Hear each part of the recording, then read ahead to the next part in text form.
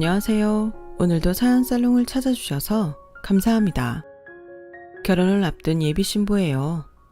결혼 준비로도 눈코 뜰 새도 없이 바쁜 와중에 이렇게 사연을 보내게 된 건 결혼 전에 깔끔하게 정리하고 싶은 사람들이 있어서예요. 바로 저희 가족들이죠. 여러 명이 한 사람 병신 만드는 건 생각보다 쉬운 일이더라고요. 특히나 매일 보는 가족들한테 오랜 시간 세뇌를 당하며 살다 보면 어느 순간부터는 그들 말 한마디에 내가 놀아나게 되거든요. 저희 엄마는 아들 선호 사상에 푹 빠진 분이세요. 80년대도 아니고 요즘 세상에 그런 엄마가 어디 있냐고 하시겠지만 있어요. 마치 아들이 인생의 전부고 세상에서 가장 귀한 존재인 것처럼 알고 사시는 저희 엄마가 그 증거죠. 엄마의 이런 증상은 아빠랑 이혼을 하신 후 더 심해졌어요. 안 그래도 이전부터 아들에 대한 편애가 심했지만 남편마저 없어지니까 더더욱 아들한테 의존하고 살게 되셨거든요. 제가 아직도 가슴에 사무치는 건 학창시절 전교 1등을 했다고 엄마한테 욕을 먹었던 일이에요. 제 딴엔 남편 없이 자식들을 건사하고 살아가는 엄마한테 조금이나마 위안을 드릴 생각에 죽어라 공부해서 따낸 점수였는데 성적표를 받아본 엄마는 제 예상과는 전혀 다른 반응을 보이셨어요. 너, 네 오빠 기죽이려고 작정한 거냐? 안 그래도 네 오빠는 내가 아빠랑 헤어지면서 과외도 끊는 바람에 성적 떨어져서 괴로워하는데 그걸 뻔히 보면서 네가 이런 점수를 받아오면 어떡해? 어쩜 기집애가 이렇게 못돼 처먹었나 몰라. 아주 네 아빠를 똑 닮았어. 이럴 거 네 아빠 따라가지 왜 날 따라와서 힘들게 해? 저런 것도 딸이라고 배 아파 나왔나 몰라.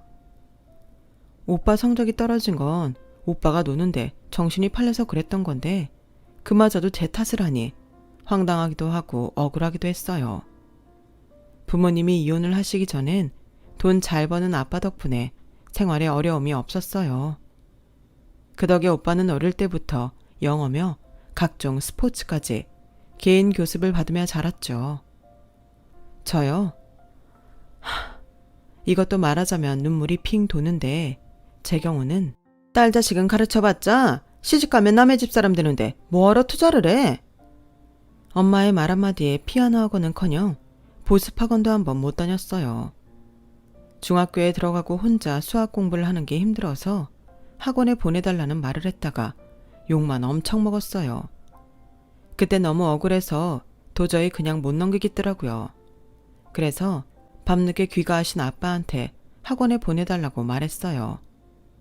다른 과목은 안 시켜줘도 되니까 수학학원만이라도 보내달라고요. 그리고 다음날 아빠는 제 학교 시간에 맞춰 학교 앞까지 오셨어요. 그리곤 학교 근처에 있는 학원에 등록을 해주셨죠. 그렇게 저는 난생 처음으로 학원에 다닐 수 있게 됐어요. 하지만 그 일로 그날 밤 엄마랑 아빠는 부부싸움을 하셨어요. 당신이 그러고도 엄마야? 다른 집은 엄마들이 더 애들 학원 못 보내서 난리라는데 어떻게 된 게 당신은 공부하겠다고 학원 보내달라는 애한테 안 된다고 그럴 수가 있어? 저 멍청한 수영이 놈은 보습학원에 과외에 한 달에 교육비만 200 가까이 쓰면서 들성부르나무를 떡잎부터 알아본다고 수영이 저놈은 글렀어. 200이 아니라 수천을 들여도 안 내는 놈이라고. 그럴 바엔 수진이한테 공들이는 게 훨씬 낫다는 걸 당신은 왜 몰라? 아이고 모르는 소리 말아요. 기집애는 시집가면 그걸로 끝인데 왜 돈 들여가며 공부를 시켜? 누구 좋으라고? 이야 어쩌면 당신은 이렇게 꽉 막혔냐? 요즘 세상에 그런 구닥다리 생각으로 아들만 챙기는 건 당신밖에 없을 거다. 이렇게 말이 안 통하니 대화를 할 수가 있나? 내가 뭐 수영이는 옆에서 챙겨줘야 공부를 하는 애니까 학원도 보내고 과외도 붙여주는 거고 수진인 지가 알아서 잘하는데 뭐하러 학원까지 보내? 그리고 당신이 언제부터 애들 교육에 신경 썼다고 이러는 거야? 애들 문제는 나한테 떠넘기고 밖으로만 도는 사람이? 나 당신한테 욕먹을 만큼 애들 교육에 무심한 사람 아니야. 내가 다 알아서 하니까 당신은 하던 대로 신경 끄고 살라고. 수진이 저 여우 같은 기집애가 뭐라고 했는지 모르겠지만 난 애들 엄마로서 부끄러운 거 없이 떳떳해. 안 그래도 사이가 안 좋았던 부모님은 제 학원 문제로 싸움을 하셨고 그 일로 인해 저는 엄마한테 미운 털이 박혔어요. 그러다 제가 중3이던 가을, 경영 악화로 하시던 회사를 접은 아빠는 큰아빠가 계신 캐나다로 가자고 하시더라고요. 큰아빠는 캐나다에서 슈퍼를 몇 개 가지고 계시는데 저희 집 사정을 들으시곤 저희 아빠한테 가게 하나를 맡기겠다고 하셨거든요. 그때까지만 해도 저는 우리 식구 모두 캐나다로 이민을 가는 줄 알았어요. 그런데 엄마가 반대를 하시는 거예요. 지금 나보고 시댁 식구들 드글거리는 곳에 가서 살란 말이야? 난 싫어. 내가 이 나이에 시집살이 할 일 있어? 누가 당신 보고 어머니 모시래? 어머님 형님 내가 모시고 있는데 무슨 소리야? 그걸 말이라고 해? 아주버님 가게에서 일하는데 어떻게 모른 척하고 살겠어? 툭하면 시댁에 불려가는 건 불보듯 뻔한데. 게다가 아가씨네도 방학 때마다 애들 어학연수다 뭐다 핑계대고 캐나다 들락거리는데 이게 시집살이가 아니면 뭐야? 애초에 당신이 사업만 제대로 했으면 이런 일도 없잖아. 당신이 일 제대로 못해서 회사 망했는데 왜 그 책임은 내가 고스란히 져야 하냐고. 난 싫어. 절대 못 가. 당신 캐나다 갈 거라면 차라리 이혼하고 혼자 가. 이민 문제로 부모님은 하루가 멀다 하고 싸우셨어요. 그러는 와중에도 오빠는 캐나다로 이민 가면 군대는 안 가겠다고 신나했죠. 제 눈에는 그런 오빠가 정말 철딱서니가 없어 보였어요.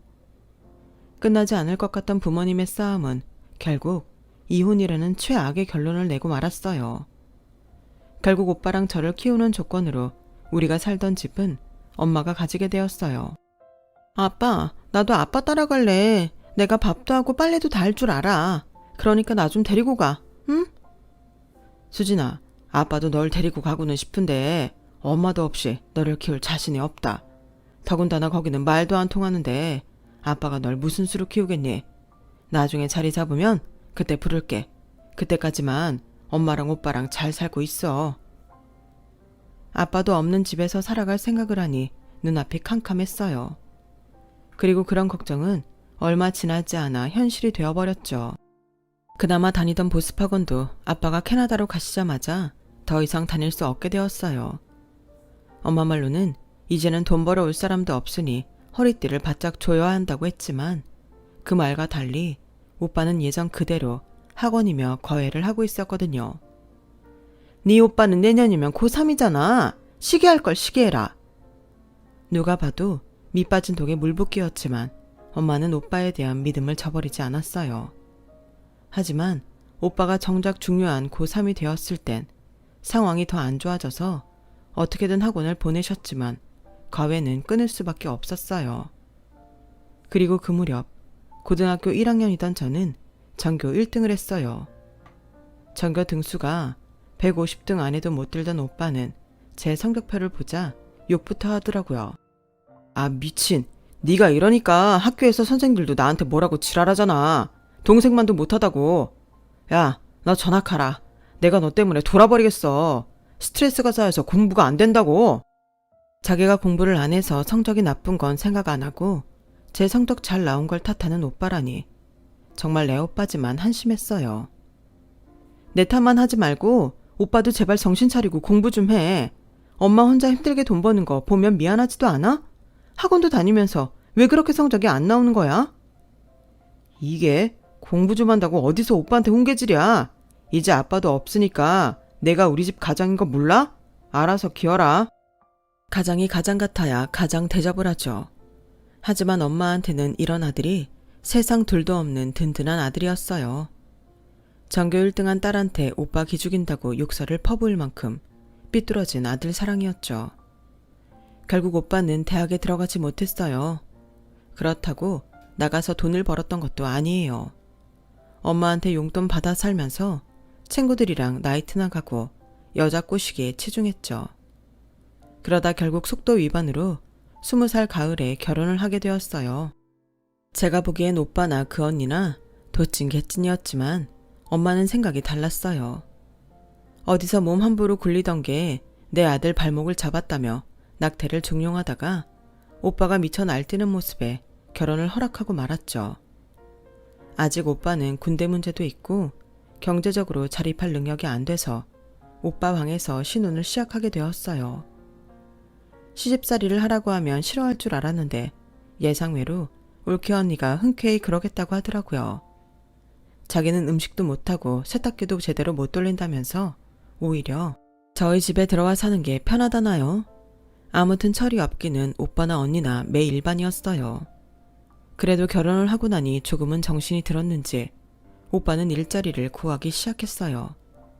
하지만 학벌도 없고 기술도 없는 주제에 폼나게 넥타이 매고 사무실 근무를 고집하느라 취업이 안 되자 하루는 사돈 어른이 오빠를 불렀어요.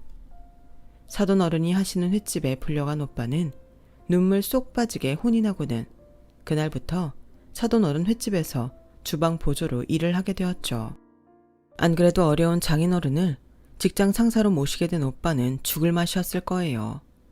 평생 자기 손으로 라면 하나 끓여본 적 없던 오빠는 주부 습진이 걸릴 정도로 손에 물이 마를 날이 없게 되었어요. 그 모습에 엄마는 하루가 멀다 하고 눈물을 찍어내셨죠. 고3이 된 저는 꾸준히 성적 발휘를 한 덕에 수시로 명문대에 합격을 하게 되었어요. 하지만 기쁨도 잠시 엄마가 축하한다는 말 대신 욕설을 퍼부으시더라고요. 넌 네 오빠 기죽이라고 작정을 했니? 네 오빤 식당 주방에서 손에 물이 마를 날 없이 일하고 사는데 네가 뭐라고 대학을 가? 난 너 대학 등록금 못 대주니까 대학 갈 거면 네 돈 내고 다녀. 어떻게 된 기집애가 지 엄마 힘든 것도 모르고 등골 빼먹을 생각만 해? 그런 것까지 지 아빠 닮아서 아주 징글징글하다니까? 엄마가 순순히 등록금을 대주지 않을 거라는 건 알고 있었어요. 하지만 저라고 뾰족한 수는 없었죠. 학생이 돈이 어디 있겠어요. 그래서 캐나다에 있는 아빠한테 연락을 했어요. 자주는 아니어도 가끔씩 아빠랑 톡으로 안부 정도는 전하고 살았던 터라 캐나다 낮 시간에 맞춰 톡을 보냈죠. Y대에 붙었다는 문자에 아빠는 바로 영상통화를 걸어왔어요. 못 본 사이 살도 많이 빠지셨고 주름도 넣으셨더라고요. 일이 고된 모양이었어요. 아빠 얼굴을 보자 참았던 눈물이 터져서 통화하는 내내 울먹이며 대화를 했던 기억이 나네요. 다행히 아빠가 대학 등록금을 대주시기로 해서 대학 등록을 할 수 있었어요. 아빠랑 통화를 하고 얼마 뒤 캐나다에 사는 사촌 언니랑도 SNS로 연락이 닿아서 문자를 나눴는데 아빠가 재혼을 하셨다고 하더라고요. 2살짜리 딸도 하나 있다고 하는데 그 말을 들으니 갑자기 가슴이 쎄해지더라고요. 이제는 온전히 내 아빠가 아닌 것 같았거든요. 아빠의 재혼 소식은 엄마랑 오빠한테는 전하지 않았어요.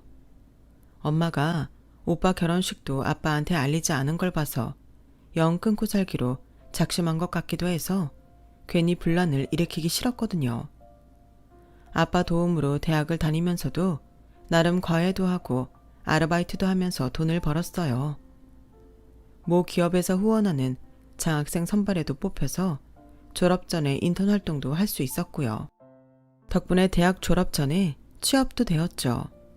뜻이 있는 곳에 길이 있다고 차근차근 하나씩 제 인생을 설계할 수 있었어요. 학자금 대출을 받았더라면 꿈도 못 꿨겠지만 월급의 상당 금액을 적금을 들 수도 있었죠. 물론 엄마한테는 학자금 대출을 갖고 있다고 거짓말을 했지만요. 넌 대기업에 다니는 애가 생활비는 왜 그거밖에 안 내놓니?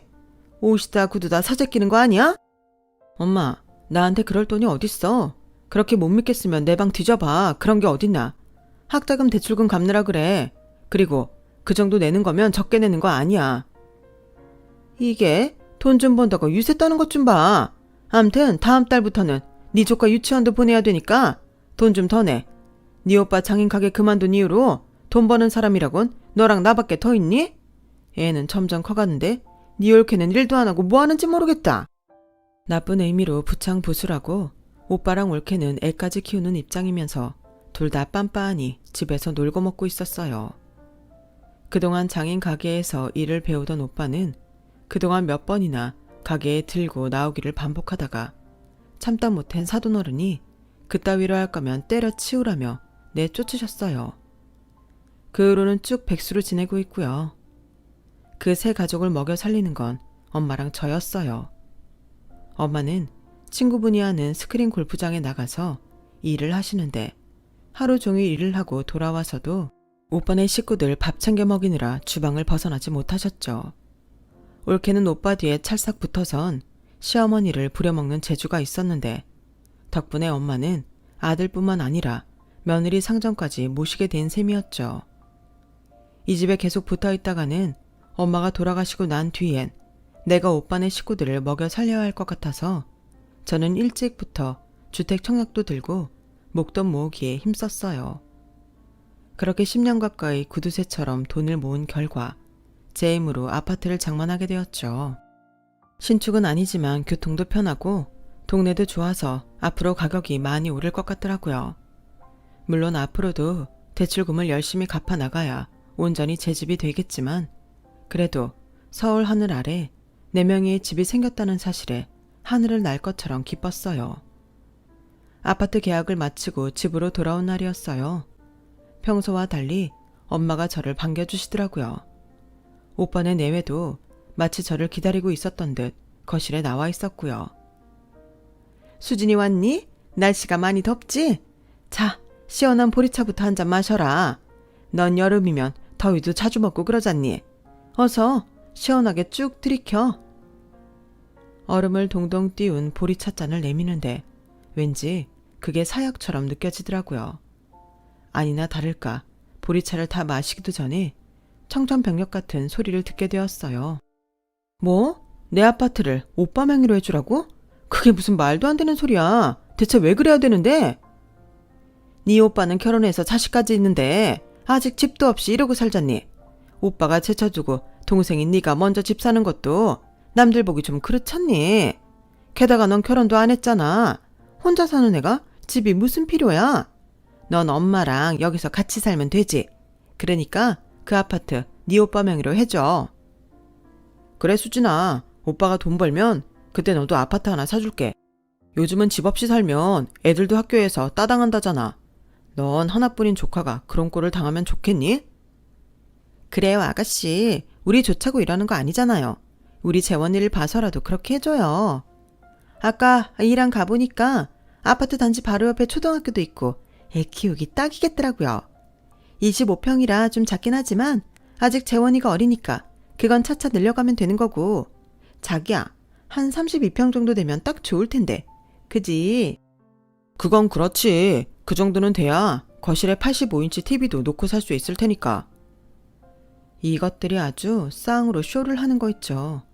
떡줄 사람은 생각도 안 하는데 미리 김칫국부터 사발 드링킹하고 있더라고요.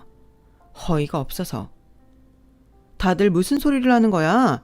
누가 아파트를 준다고 설레발이야. 나 그거 사느라 지난 10년간 죽어라 이랬어. 남들 다 가는 해외여행 한 번도 못 가고 변변한 구두도 제대로 못 사 신고 살았다고. 그런데 뭐? 명의를 오빠 이름으로 해주라고? 자기 식구들 건사도 못하고 하루 종일 집구석에서 게임만 하고 사는 인간한테 내가 왜 그래야 되는데? 오빠도 염치가 있으면 이러면 안 되지. 자기 자식 유치원비도 늙은 엄마한테 떠넘기는 주제. 85인치 TV? 야, 지나가던 개가 웃겠다. 언니도 정신 차리세요. 25평은커녕 당장 월세방 구할 능력들도 안 되면서 30평대 아파트를 꿈꿔요? 자식 앞에 두고 창피하지도 않아요? 저는 참다 못해 버럭 질러버렸어요. 그랬더니 조금 전까지 해사하게 웃고 있던 엄마와 오빠 내외 얼굴이 180도 변해버리더라고요. 이기집애 말하는 꼬라지 좀 봐. 야, 너 아파트 하나 샀다고 눈에 뵈는 게 없냐? 어디서 건방지게 오빠한테 지랄을 떨어. 야, 너 내가 코인으로 대박만 나면 그깟 25평 아파트가 문제가 아니야. 건물주도 될 수 있다고. 어디서 그지 같은 아파트 하나 가지고 더럽게 유세했던 애. 엄마, 나 그냥 얘 아파트 안 가질래. 더럽고 치사해서 그 집에 안 들어갈 거야. 아니 왜? 저기 집에 저러는 거 하루 이틀이야. 엄마가 말 잘해서 네 앞으로 명의 돌려줄 테니까 우리 아들은 걱정하지 마. 수진이 너 나 좀 보자. 엄마는 강제로 제 팔을 끄드러 잡고는 안방으로 들어갔어요. 너 이기집애 네 옳게 보는 앞에서 꼭 그렇게 말해야 돼? 네가 이러면 네 오빠 체면이 어떻게 돼? 긴 말할 거 없고 당장 명의 돌려. 안 그럼 너 내 집에서 내쫓을 줄 알아. 엄마, 말이 되는 소리를 해.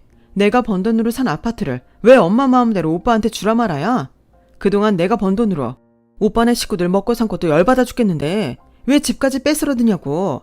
차라리 나 집 나갈게. 나갈 테니까 다시는 내 아파트 넘보지 마. 그날 밤 너무 속상해서 울면서 남자친구한테 전화를 했어요. 집을 나가겠다는 말에 남자친구는 잠시 말이 없더니 진지하게 그러더라고요. 수진아, 차라리 우리 이참에 결혼할까? 우리 사귄 지 벌써 3년 넘었어. 그동안 말은 안 했지만 우리 집에서도 결혼하라고 성화시거든. 차라리 독립을 할 거면 나한테 시집 와라. 처음 그 말을 들었을 때는 말도 안 되는 소리라고 생각했는데 침대에 누워 곰곰이 생각해보니 나쁜 결정 같지는 않았어요. 결혼을 염두에 두고 사귀기 시작한 거는 아니었지만 3년 동안 사귀면서 여러모로 꽤 저랑 잘 맞는다고 생각했었거든요.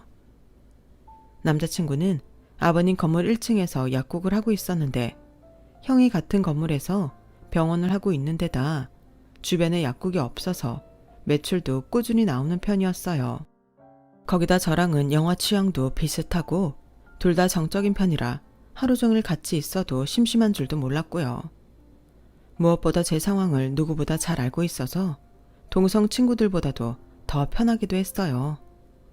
그래서 떡 본 김에 제사 지낸다고 독립을 앞두고 결혼을 하는 걸로 방향을 선회했어요. 결혼하겠다는 말에 엄마는 손에 들고 있던 고무장갑을 제게 던지셨어요. 너 아주 막 나가자는 거냐? 집 나가랬더니 뭐? 결혼을 해? 그래, 어디 해봐라. 너 데려가겠다는 정신 빠진 놈이 누군지 모르겠지만 어디 결혼해서 잘 사는지 내가 두 눈 똑똑히 트고 지켜볼 거야. 결혼이 애들 장난인 줄 아나? 악을 쓰며 저주를 퍼부는 엄마를 뒤로하고 저는 출근을 했어요. 그리고 그 주 주말에 남자친구를 집에 데리고 왔죠. 처음엔 눈길조차 안 주고 쌩쌩하게 굴던 엄마는 남편이 아버님 건물에서 약국을 한다고 하자 표정을 싹 바꾸곤 나긋하게 변했어요. 그건 오빠도 마찬가지였죠. 아버님 건물이 꽤 큰가 보네. 병원도 들어서 있고 한 걸 보면 위치가 어떻게 돼요? 엄마는 시종일관 아버님 건물에 대해 물었어요. 남자친구는 의아한 표정이었지만 그래도 결혼 승낙을 받으러 온 어려운 자리였기에 엄마의 무례한 질문에도 성심껏 대답을 해드렸어요. 결혼은 죽어도 안 된다고 반대할 것 같던 엄마와 오빠는 오히려 빠른 시일 내에 식을 올리는 게 좋겠다며 설레발을 치더라고요. 그때까지는 왜 그러는지 몰랐어요. 그저 부잣집으로 시집 간다고 하니까 콩고물이라도 떨어질까 해서 그런가 싶었죠. 이후 시댁에 인사도 드리고 순식간에 상견례 날짜까지 잡혔어요. 물 흐르듯 진행된 결혼에 조금 당황스럽기도 했지만 기왕 할 거라면 후딱 해치우는 것도 좋겠다 싶더라고요.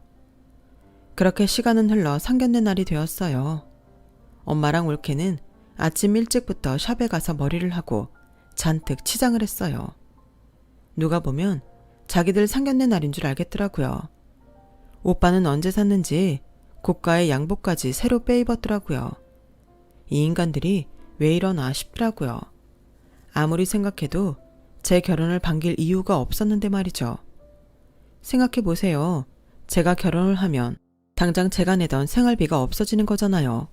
거기다 빨래며 청소 등 집안 살림을 하던 손도 비게 되는 거고요. 아무리 생각해도 이해가 안 갔어요. 그런데 상견례가 시작되고 채 5분도 안 돼서 그 이유를 알게 되었어요. 몰랐는데 결혼 얘기가 나오고 난 뒤 엄마랑 오빠 내외가 아버님 건물에 다녀갔더라고요. 마침 2층 식당 자리가 하나 비어 있었는데 오빠가 거기를 눈독 들이고 있었던 거예요. 사돈이니 시세보다 싼 값이거나 혹은 운 좋으면 공짜로 가게 세를 얻을 수 있을 거라고 생각했던 거죠. 그리고 상견례가 시작되자마자 뜬금없이 제 자랑을 늘어놓더니 가짜 눈물까지 짜내며 쇼를 하지 않겠어요. 사돈께서도 아시겠지만 남편 없이 그동안 애들만 믿고 살았습니다. 그래도 수진이 얘가 없는 살림에 공부도 곧잘 하고 남들 들어가기 어렵다는 대기업도 척하니 붙지 않았습니까? 앞으로 지켜보시면 알겠지만 뭐 하나 버릴 데 없는 아이입니다. 어디 내놔도 부끄럽지 않은 애라고 자부합니다. 그래서 말씀입니다만 이런 아이를 며느리로 드리는데 설마 그냥 맨입으로 데려가시지는 않을 거라고 생각하는데 사돈 생각은 어떠신지요? 순간 엄마와 오빠 내외를 제외한 나머지 사람들은 멍한 표정이 되었어요. 저희 집 살림 미천을 데려가시는데 적어도 저희 먹고 살 길은 열어주셔야 되는 게 아닌가 생각합니다만, 잘난 딸 자식 가지고 장사하려는 건 아니고 그저 그간 딸아이 키운 약간의 대가라고 할까요? 위로금이라고 하는 게 맞겠네요. 그렇다고 돈을 달라는 건 아닙니다. 저희 그렇게 막대 먹은 사람들은 아니니까요. 다만 예를 들어 장사를 해서 먹고 살 수 있게 가게짜리라던가 뭐 그런 거 정도면 되지 않을까 생각합니다. 엄마 말이 끝나기가 무섭게 오빠가 바통을 이어받은 사람처럼 얘기를 시작했어요. 사돈어른 건물에 가봤더니 2층에 식당 자리가 하나 비었더라고요. 안 그래도 제가 전공을 살려 일식집을 하나 차릴까 계획하고 있었는데 그 자리면 딱이겠다 싶더라고요. 사돈어른은 상가 놀리지 않아도 되니 좋고 저는 저대로 싼 값에 가게를 구해서 좋지 않겠어요? 그러자 엄마가 오빠 허벅지를 찰싹 때리며 다시 입을 열었어요. 해도 참, 아무렴 그 큰 건물을 가지고 계신 분이 사돈한테 그깟 가게짜리 하나 내주고 돈을 받으시겠니? 그것도 며느리의 하나뿐인 오빠한테? 그렇지 사돈. 쿵하면 짝한다고 엄마랑 오빠가 번갈아가며 국어를 넘어선 반협박을 한 거 보니 정말 창피해서 쥐구멍에라도 숨고 싶은 심정이었어요. 엄마 오빠 도대체 왜 이래? 지금이라도 저 입들을 막으려고 제가 말을 끊었더니 아버님이 그런 저를 막으셨어요. 아가, 아니다. 보아하니 어머님께서 자식 키운 대가라도 받고 싶으신 모양인데 안 그렇습니까 사돈? 역시 우리 사돈어른께서는 대화가 통하시네요. 장사꾼도 물건을 팔 때 원가 이상은 받고 팔지 않습니까? 저도 그동안 딸아이 키워내느라 들인 돈이 있으니 약간의 보상은 받고자 하는 거죠. 엄마 정말 1억이야? 그동안 나 키우면서 엄마가 돈 들였어? 아빠가 들였지. 나 그동안 아빠가 번 돈으로 고등학교까지 나왔고 대학도 아빠 돈으로 다녔어. 엄마한테 자식은 오빠 하나뿐이었잖아. 그래놓고 뭐? 나한테 들인 돈을 돌려달라고? 그런 게 있다고 쳐도 그걸 왜 엄마가 받아? 캐나다에 있는 아빠가 받아야지. 엄마가 나 등록금 안 주겠다고 대학 포기하라고 했을 때 등록금 내준 사람 아빠였어. 그런데 왜 엄마가 그 대가를 받으려고 들어? 내가 왜 결혼을 결심하게 됐는지 알아? 더는 엄마랑 오빠한테 내 인생 저당 잡히기 싫어서 그런 거야.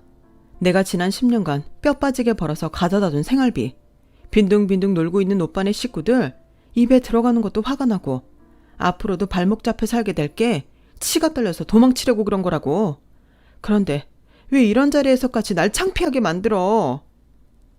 저는 두 손으로 얼굴을 감싸쥐고 펑펑 울었습니다. 그러자 어느새 남자친구가 곁으로 와서 저를 달래주더라고요. 그때였죠. 아버님이 긴 한숨을 쉬시더니 말씀하셨어요. 얼마 전에 캐나다에서 수진이 아버님이 전화를 하셨더군요. 지금 하시는 일도 그렇고 이미 이혼을 한 상태라 상견례 자리에 참석이 어려우시다며 몇 번이나 사과를 하시더군요. 그러면서 그간 수진 양이 살아온 얘기를 들려주셨습니다. 그 얘기를 듣는 내내 세상에 이런 집이 다 있나 싶었습니다. 설마 안사돈이 그렇게 부모 자격 없는 사람일까 의구심이 들었는데 오늘 안사돈을 뵈니 바깥사돈 말이 거짓은 아닌 것 같네요. 뭐 하나 부족한 게 없어 보이던 수진 양이 한없이 가여워지니 말입니다. 어떻게 이런 사람들이랑 그동안 살았을까 생각하니 수진 양은 능력뿐만 아니라 인품이며 참을성도 대단한 사람이란 생각이 드는군요. 딸 자식 키워준 대가를 달라고요? 그렇게 따지면 안사돈과 수진 양 오빠도 그간 수진 양을 통해 착취한 금전과 노동 대가를 지불해야 맞는 거 아닙니까? 아니, 그게 무슨 말도 안 되는 소립니까? 제가 딸아이한테 착취를 하다니요. 저는 뼛속까지 장사꾼이라 셈이 좀 빠릅니다. 지난 10년간 수진 양이 벌어다 집에 안긴 돈이 얼마라고 생각하십니까? 오빠 내외 생활비로 들어간 그 돈에 집안일을 맡아 했던 걸 파출 도우미 시급으로 계산한다 해도 억 단위는 좋게 될 텐데 이건 어떻게 지불하시겠습니까? 어디 오빠가 한번 대답해 보세요. 그동안 여동생 등골 빼먹고 살아왔으니 잘 알 거 아닙니까? 왜 대답을 못합니까? 수진 양, 혹시 그 돈을 돌려받고 싶은 생각이 들거든? 언제든 이 시애비한테 말하세요. 내가 우리나라에서 제일 승률 좋은 변호사들로 팀을 꾸려줄 테니 아무 걱정 말고. 아버님 말씀에 엄마랑 오빠 내외는 얼굴이 하얗게 질려버렸어요. 결국 그날 상견례는 그렇게 끝나고 말았습니다. 결혼식을 일주일 앞둔 지금 저는 제 명의로 된 아파트에서 아빠와 함께 지내고 있어요. 제 결혼식에 참석하기 위해 아빠가 캐나다에서 들어오셨거든요.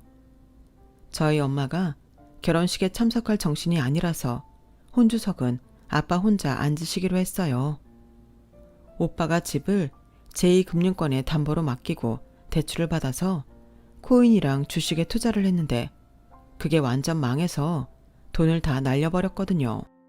대출금을 막지 못하면 당장 길바닥에 나앉을 판이라 엄마는 지금 정신이 없으세요. 아들 하나 믿고 살아오셨는데 결국 노후 자금인 집까지 날리게 됐으니 참 안 되셨죠.